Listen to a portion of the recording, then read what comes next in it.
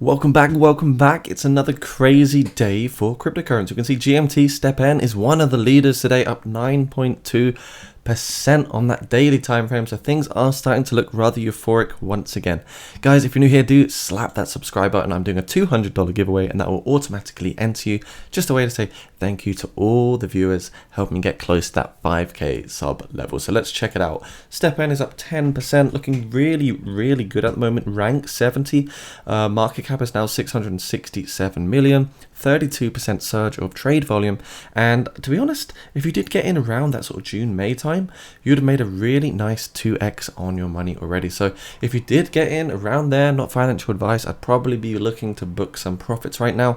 So let's have a look at GMT and its growth over the last few months through this bear phase and the extreme fear that we've seen in the markets. And let me know down in the comments, where do you think GMT will be by the end of the year? I'd love to know your thoughts. So if we look at the BSC first of all, on the Binance Smart Chain ecosystem, we can see we've got 92.822 K addresses right there.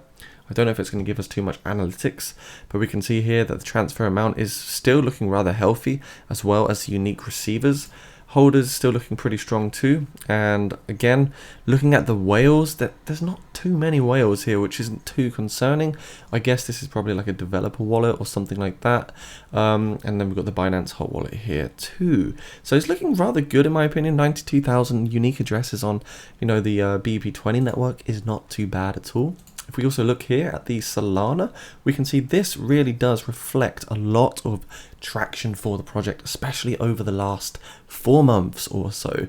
And we can see that this is slightly plateauing now compared to the way it was in April, May, June, and July. We're starting to just level off a little bit, the amount of new holders that are coming through. But it's also worth noting that even though the amount of holders that is going up, the active users is slightly dropping. So there's slightly less retention here of the active community, which is a little bit bearish in my opinion. It could reflect that maybe people are getting a bit bored of this project here, or there's just not enough reward to warrant the amount of effort and input for the project anymore. So we can see here 410,000 unique holders on the Solana ecosystem, which is pretty phenomenal, to be honest. It's quite impressive. I like that as well. And look at this massive vertical line. You can see if you got in May, very early March rather, that's when you were making big money. And then of course we had the euphoria, the FOMO, the parabolic rally, and this is where it just slightly levels off. So we're just starting to plateau, like I say. So maybe we're going to see an influx soon, but I don't think we'll see it without some major protocol upgrades. What else is going on? We can see on the Etherscan side of things, there's 72,000 unique holders there. Not much else more to say really. And if you're new to STEPN, this is their website here. So they're a move to earn project where you can capitalize and make money just by going outside and basically walking. Some of the things I don't like about this project is actually the supply. As you can see, there's only 10% of the circulating supply at the moment of the max supply in circulation. And in my opinion, I don't really like that too much. I'm not creating FUD here, but it's just something I don't really enjoy to see. Roadmap, let's update ourselves. What's going on at the moment? Well, we can see June there was a multi-chain marketplace upgrade. July we had a third round decentralized exchange release. August there was an NFT marketplace launchpad release. So we're now moving into September, October, and Q4 of 2022, where we're going to see achievement badge system, marathon mode, FOMO, STEPN brand expansion, and some social features phase 1. So kind of exciting to see what's going to happen. I wonder what 2023 is going to offer for this project. So let's have another look. Twitter at the moment for STEPN, they're doing a raffle as well, so this could be a bit of a price catalyst. Maybe it's increasing the social engagements, and maybe this is why people are starting to get back into GMT just because of this. It's simply a reminder that the project exists, right? And they're giving back to the community too.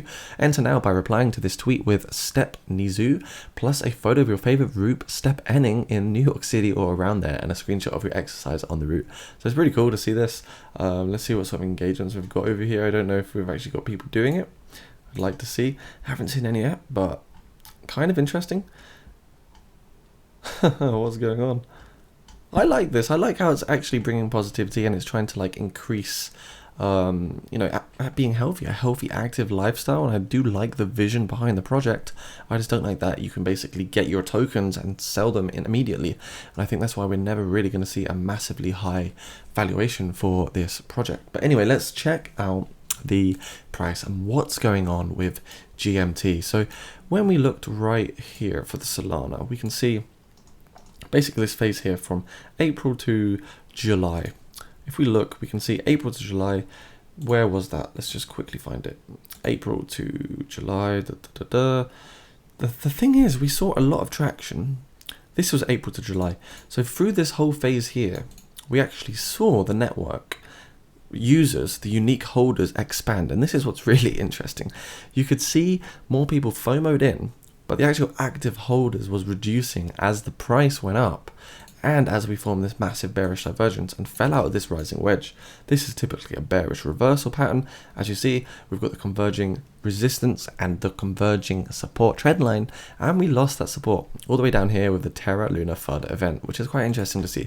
So right now I've identified a bit of an ascending channel here. As we can see, we are getting rejected at this key level of resistance at $1.13, so it is important to notice that.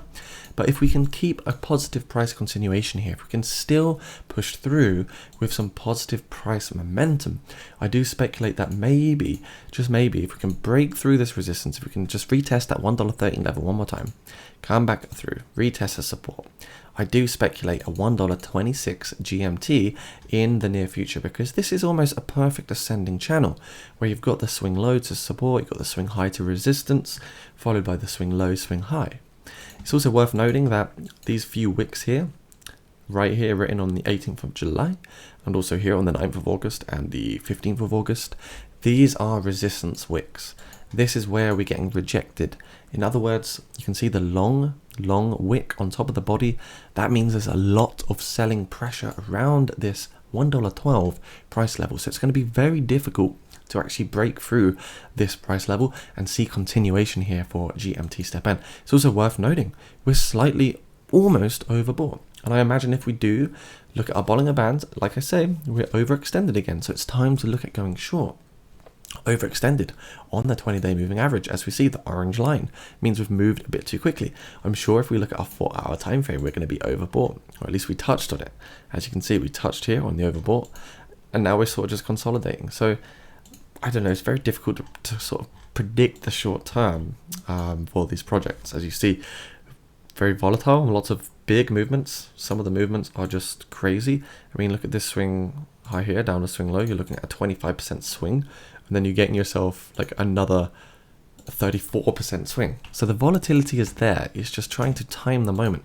In my opinion, going short is in your favor right now, as we do look a bit overextended, and it does look a bit rising wedgy, in my opinion.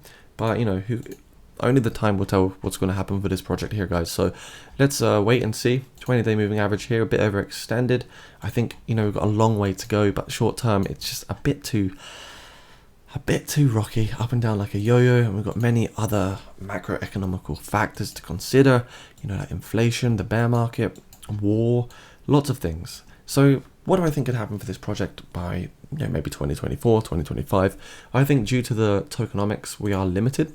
And also only 10% is in supply, so also factor that in. We could still see a $6 billion market cap, but if everything is in supply, the whole 100%, the price wouldn't have changed. So there's also one thing to consider. That's something I don't really like about this project.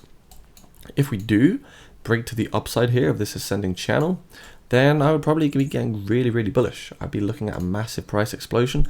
The technical target for me would be about a 50% increase.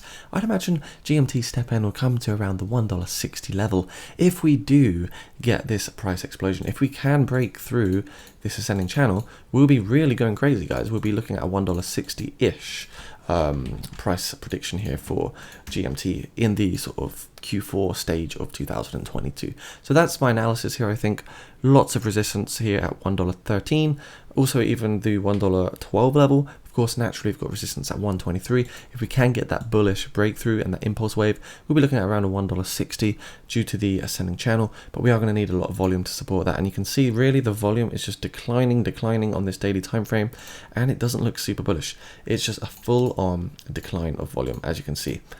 Volume is key. If there's no volume, there's going to be no go, and it's simply just a pump for whatever reason. We can also see that the active users is dropping off, so this is very important to consider.